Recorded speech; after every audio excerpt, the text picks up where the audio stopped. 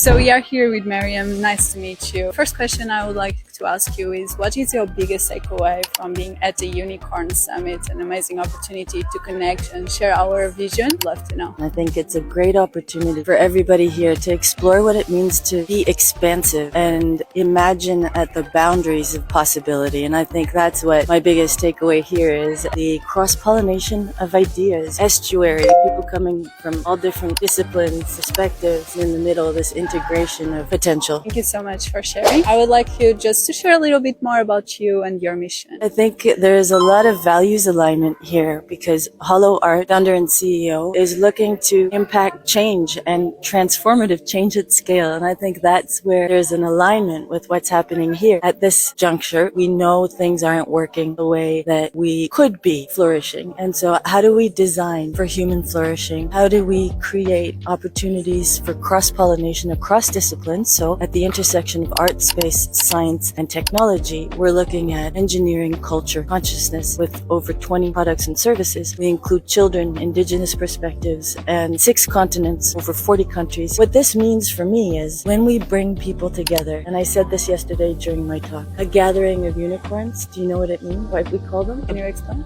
Blessing. And we're here in this blessing, and I find that we have an opportunity to create a better world. It requires technology, it requires science, it requires creativity, art, and culture. With the space economy, we are at the intersection of multi-trillion-dollar industries. With a series of global firsts, I have to say I have one of the most incredible teams in the world. Top 1%, the quality of integrity and thought and ethics. Such a blessing to work with an incredible team like that, and to be able to meet people like yourselves. It was very inspiring as well, and I definitely follow you along your journey and see where you go. To finalize, just a piece of advice for young entrepreneurs like us. I love this question, and I love this question because I find that it's me who should be asking you for advice. And I think we need to listen to young people more often. I started my first business when I was 8, selling caterpillars that turned into butterflies. Wow. And I had different rates, and sadly regulation shut me down in the school. What I do for my children or the children in my community is start having them think about business ideas quite young. And so when they reach your level, they are already thinking about how this model could work. My daughter makes jewelry and wants to start selling her pieces. I think everybody has the capacity to be an entrepreneur. And so my advice is think outside of the box with entrepreneurship. Just because it hasn't been done before, it doesn't mean that you can't do it. And just because you disagree with the way things have been done, doesn't mean you're wrong. And so those risks that